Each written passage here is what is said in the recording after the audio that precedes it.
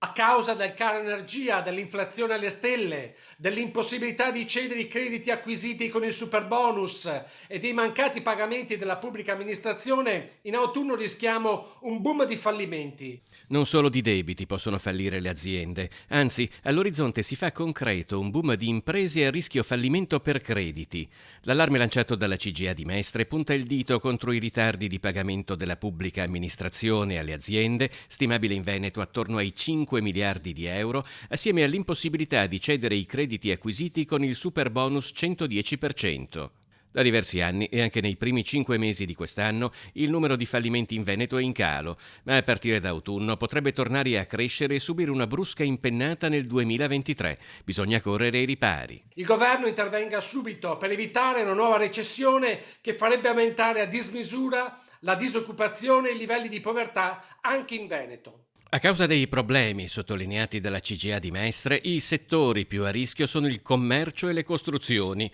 ma autunno diventa una data cruciale anche perché, come avviene in tutte le recessioni, gli effetti possono manifestarsi a distanza di tempo e nel nostro caso si devono ancora fare i conti non solo con le difficoltà causate dal Covid nel biennio 2020-2021, ma anche con gli effetti negativi riconducibili alla guerra in Ucraina, scoppiata verso la fine di febbraio.